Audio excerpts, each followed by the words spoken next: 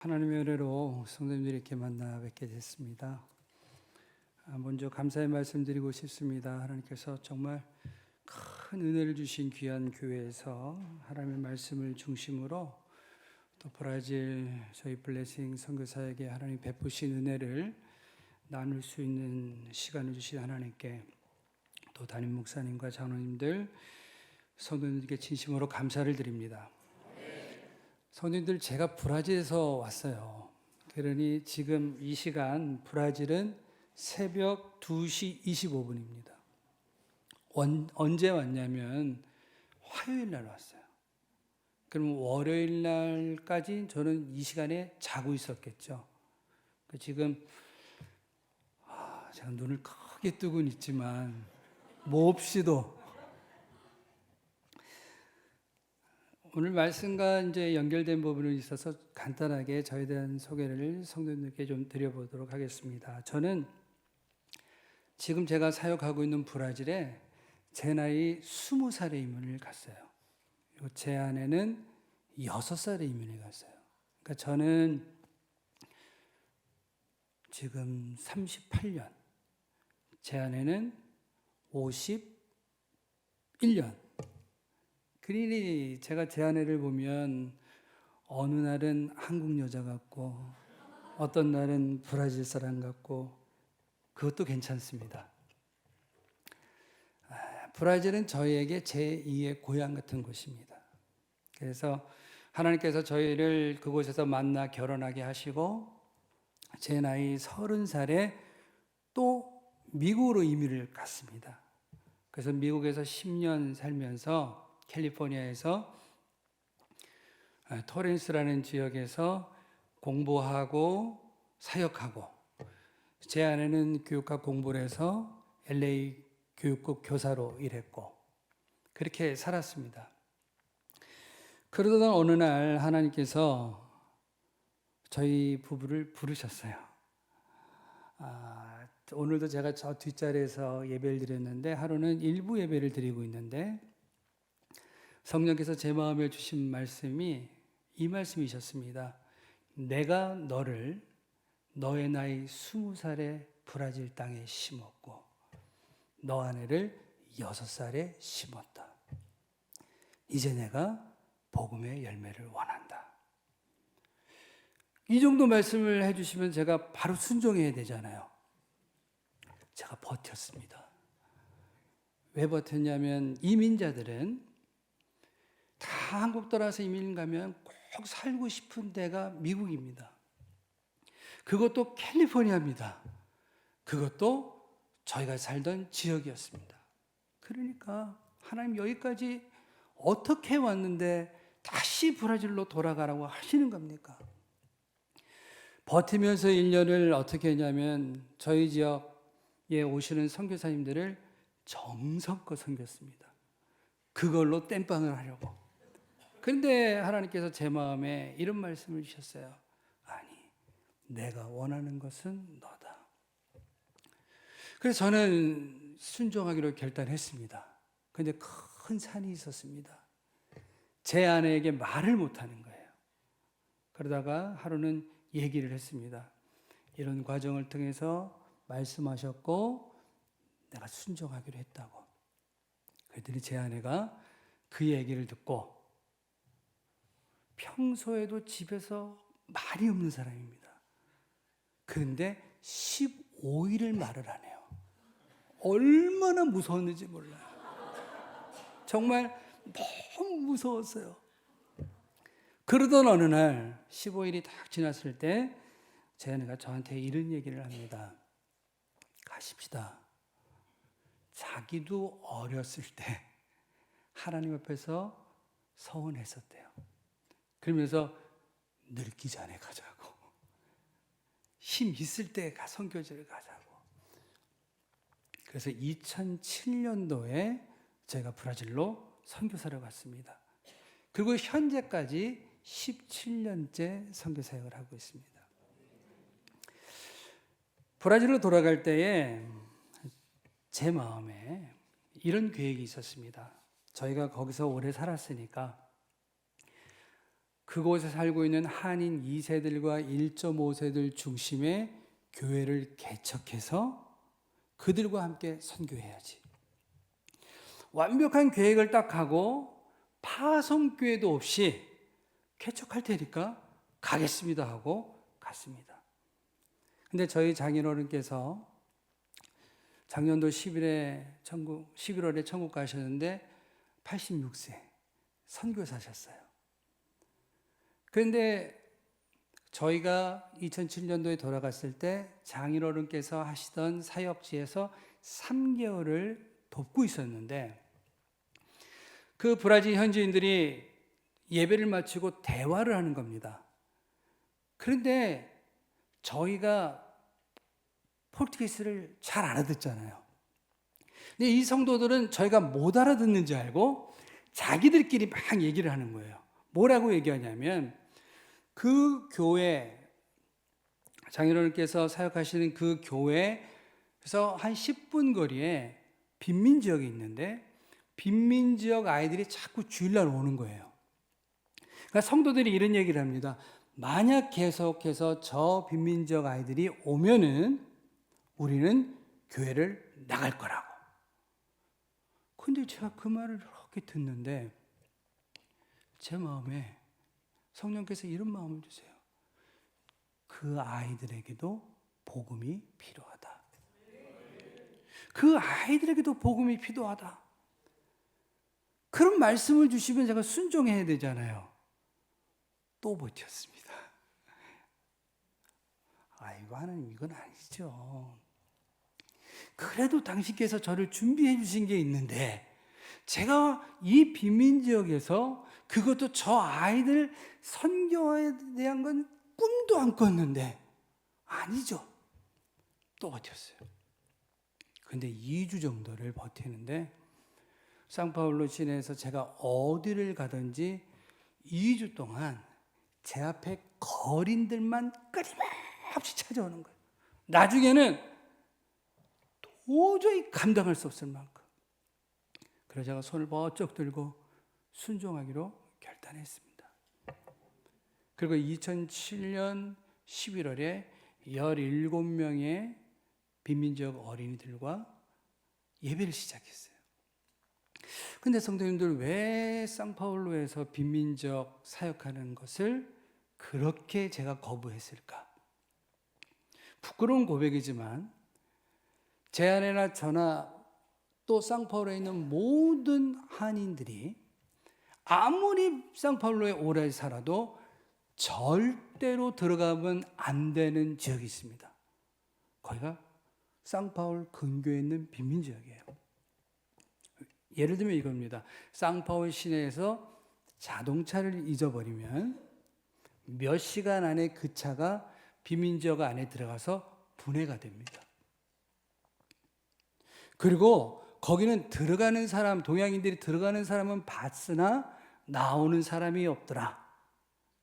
그러니 그 상황에서 제가 이민 생활을 했잖아요. 그래서 꿈에도 들어가면 안 되는 지역이 거기예요.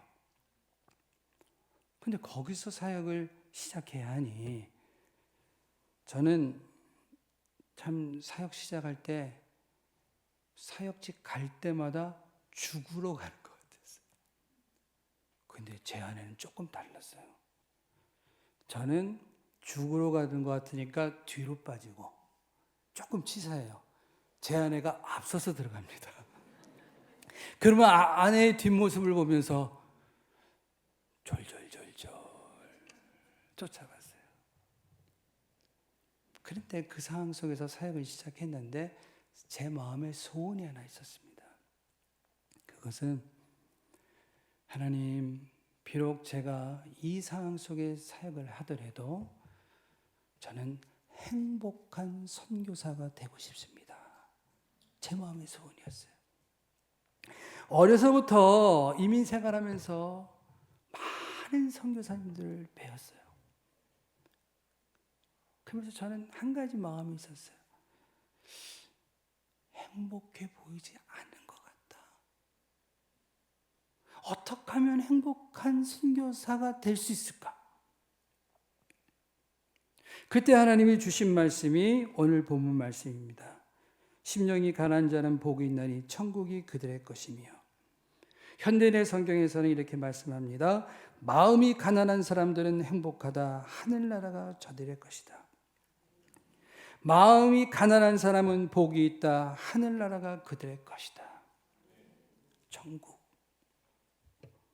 하나님의 통치가 있고 왕 대신 하나님의 임재하심이 있고 그분의 역사하심이 있는 그것이 천국.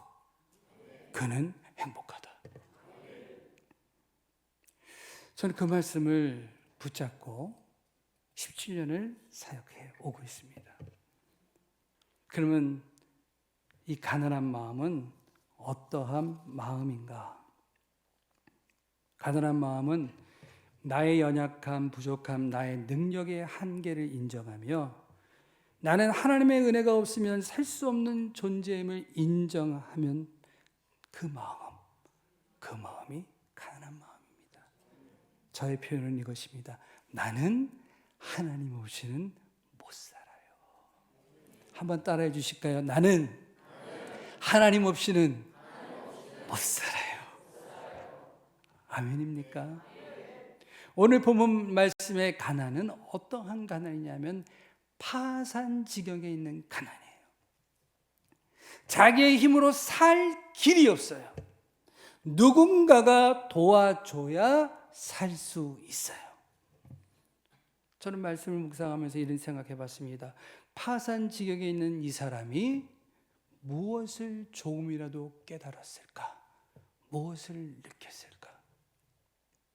이것 아닐까요? 내가 별것이 아니구나. 내 능력이 별것 아니구나. 나는 이것밖에 안 되지 않는가? 그렇습니다. 하나님의 은혜로 살아가는 우리에게 필요한 것은 내 연약함, 내 부족함, 나의 작음을 인정하는 것입니다.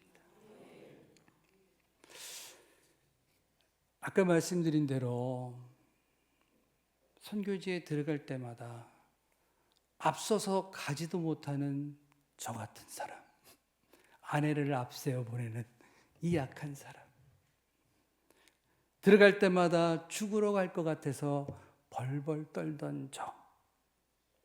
그래서 저는 그때나 지금이나 사역하면서 이것만 합니다. 하나님, 나 하나님 없이는 못 살아요. 하나님 없이는 못 살아요. 저희 형님이 LA에서 목회를 하고 계십니다. 저희 친구들이 또 사역들을 하고 목회하고 있습니다. 어느 날 제 마음에 사역을 열심히 하고 있는데 제 마음에 이런 마음이 생겨요. 아, 나는 한 해 한 해 잊혀져 가는구나. 나는 한 해 한 해 무명으로 살아가는구나. 그때 하나님이 주신 마음이 그것입니다.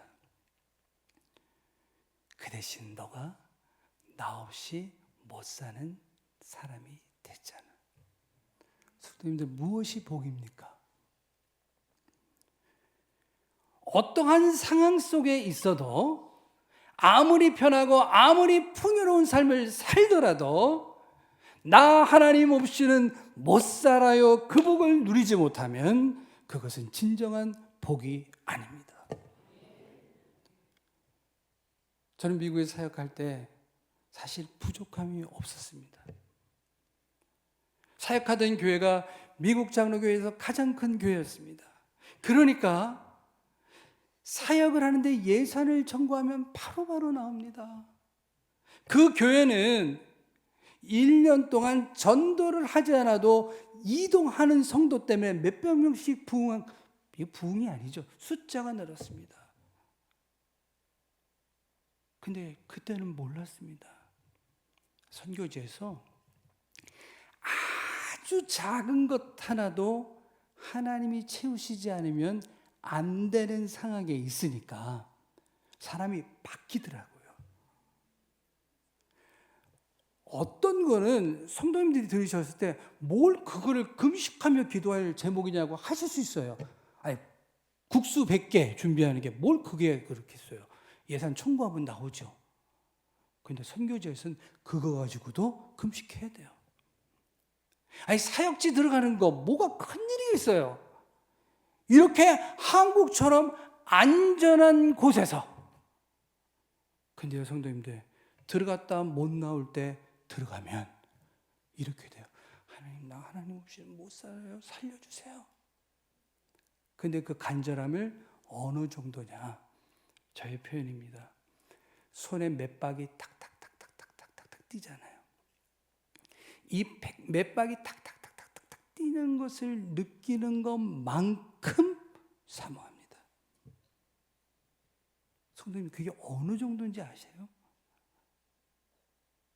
제가 아침 식사를 하고 이 교회 밖에를 걸으면서 제안하고 이랬어요. 야, 내가 이렇게 안전한 데서 걸으면 맷박 뛰는 것처럼 그렇게 간절하게 은혜를 사모하지 않았을 것 같아. 그런데 이건 걸으면 어디서 누가 나타나지? 제가 이 사진 저희 선교지에 들어가면 전깃줄에 사진이 원래 있었는데 전깃줄에 신발이 이렇게 걸려 있어요. 그게 왜 걸려 있냐면요, 거기가 마약 유통 지역이에요. 아, 저거네요. 저거 이렇게 보면은 저게 왜 걸려 있지 그러실 거예요. 그런데 저게 왜 걸려 있냐면요, 마약 유통 지역에 외부 사람이 들어가면 죽도록 맞고 신발이 걸린다. 또 하나는 마약 유통하던 아이들이 거기서 벗어나면 죽도록 맞고 신발이 걸린다 이거예요.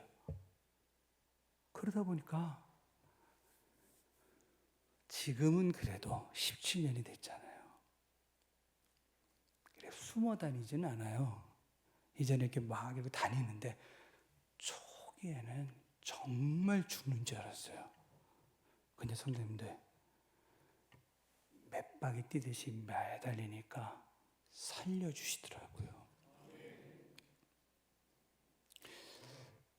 사진 한번, 그 다음 사진 한번 보여주실까요? 저게 뭘까요, 선생님들? 17명의 아이들과 2007년도에 사역을 시작해서 지금은 상파울로에 7지역에 저희 현지 교회가 있고요. 저 집회는 2015년에 3,000명의 어린아이들에게 저희들이 복음을 증거하는 집회예요. 성도님들, 저런 집회를 코로나 전에 저희가 1년이면 매월 최소 500, 700, 1000단위의 집회를 했어요. 계속해서. 근데 성도님들, 저게 보시기에 3,000명이 모였다도 큰 것 같지만 이게요, 각 빈민족마다 깽단이 있는데 이 빈민족 아이들이 저렇게 모였으니 잘못하면 깽단들끼리 전쟁 나는 거예요. 근데 저 집회를 어떻게 했냐면 정말 맷박이 탁탁탁 뛰듯이 끊임없이 기도하던 어느 날, 저 집회하는 시의 시장을 하나님이 만나게 하셨고, 예수 믿지도 않는 시장에게 저런 집회를 하겠다고 얘기를 했어요.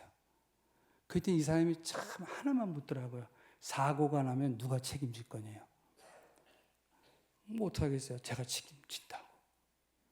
그런데 그 얘기를 듣고 예수 믿지 않은 시장이 3,000명이 들어가는 저 체육관을 자기 자회로 하루에 몇천 불씩 가는 것을 지불했고, 거기에다가 경찰, 소방관, 이동실, 화장실 다 준비해 줬어요. 버스 11대를 내주고. 그리고 성도님들 생각해보세요. 봉사자들, 저희 블레싱에 속한 봉사자들이 870명이 참석했으니 거진 4,000명이 아침, 점심, 간식 이걸 다 먹으려면 이게 가능하겠습니까? 근데 성도님들 하나님이 행하시니까요. 가능하더라고요. 가능해요. 아침 일찍이면 저는 아침 식사 먹을 사람이 좀 줄 줄 알았어요. 그래도 아침 식사만 1000명이 먹었어요. 제가 왜 이 말씀을 드리냐면 성도님들 오늘 제가 목사님 말씀을 들으면서 동일하신 하나님이 행하시는 일이 뭐냐면 사람이 하나님이 행하시는 모든 일 앞에서 단 한 가지만 고백하게 하시더라고요. 이 일은 여호와 하나님께서 행하셨느니라. 성도님들 보세요. 성도님들 보시기에 제가 무슨 힘이 있겠어요? 요새 더 비실거려요, 제가. 그냥 흐르적거려요. 상파울로에서는 제가 부끄러움을 제 안에 손잡고 다녀요. 그런데 하나님께서 부르셔서 그 땅을 위해 심으시니까 그분이 행하시더라고요. 근데 제 마음에 변함없이 갖고 있는 것은 나 하나님 없이는 못 살아요. 두 번째 가난한 마음은 어떤 마음이냐? 순종하는 마음입니다. 성도님들 생각해 보십시오. 파산 지경에 있는 어떤 사람에게 누가 나타났습니다. 그래서 그 사람을 돕겠다고 말합니다. 그러면 파산 지경에 있는 그 사람의 기본 갖춰야 될 자세가 뭘까요? 돕는 사람, 돕겠다고 하는 사람 말은 들어야겠죠. 성도님들 어떠십니까? 우리가요, 삶이 힘들고 어려우면 하나님 앞에 매달립니다. 매달리는 일까지는 합니다. 그런데 하나님이 우리를 살려주시려고 말씀을 주시면 순종을 잘 못합니다. 제가 청년 집회를 하면 청년들이 농담하듯이 진짜로 하는 얘기가 있어요. 자기는 선교사님 집회하고 선교사님들 집회하는 날은 강사로 오시는 날은 집에서 기도한대요. 무슨 기도를 하냐면 하나님 오늘 말씀을 듣고 적당히 은혜 받게 하소서. 결코 듣지 말게 하소서. 진짜 당신의 말씀을. 왜? 순종하라고 할까 봐. 성도님들, 제가 브라질에서 사역하면서 끊임없이 경험하는 게 뭐냐면요. 순종의 열매예요. 보세요. 나 하나님 없이는 못 살아요. 매달리죠? 그러면 분명한 건 하나님이 말씀을 통해 살 길을 열어주세요. 그럼 순종해야 되잖아요. 17명 아이들과 사역을 시작할 때 하나님은 저에게 말씀을 주셨어요. 마태복음 18장 10절 작은 자를 소중히 여기라.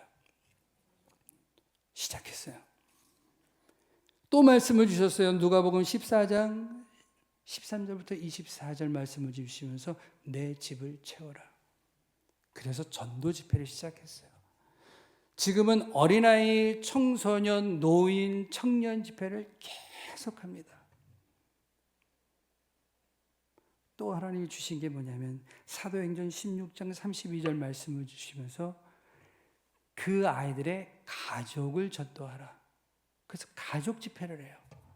가족 집회를 하면은 아이들이 한 1000명 모여 있으면 부모님들은 저희가 공립학교를 빌리는데 따로 만들어서 거기서는 의료 선교를 해요. 또 하나님이 주신 말씀이 있었어요. 요한복음 17장 20절부터 24절 하나 되게 하소서. 교회가 하나 되라. 그래서 지금 브라질에서 열심히 하고 있는 사역이 브라질 현지인 교회 연합 사역이에요. 보통 이렇습니다. 어떤 선교사님 한 분이 선교지에 가면 그 나라의 언어를 배우기까지 10년 그냥 기본 대화하는 게 10년, 15년 걸립니다. 저 38년 살았다고 했잖아요. 제 아내가 51년 살았다고 했어요. 저희는 말과 언어가 되면 이게 선교가 그래도 쉬울 줄 알았어요. 근데 그게 아니더라고요. 말과 언어와 재정과 모든 것이 돼도 선교는 하나님의 말씀에 순종할 때에 선교의 주인 되신 하나님이 역사하신다는 겁니다. 성도님들, 수없이 많은 하나님의 말씀을 읽고 묵상하고 들어도 그 말씀을 내 삶 속에 실천하지 않으면 우리는 말씀의 능력을 경험할 수 없습니다. 가난한 마음은 순종하는 마음입니다. 끝으로 가난한 마음은 감사하는 마음입니다. 성도님 생각해 보세요. 아니 파산지경에 있던 그 사람이 살아났습니다. 그러면 이 사람 뭐만 해야죠?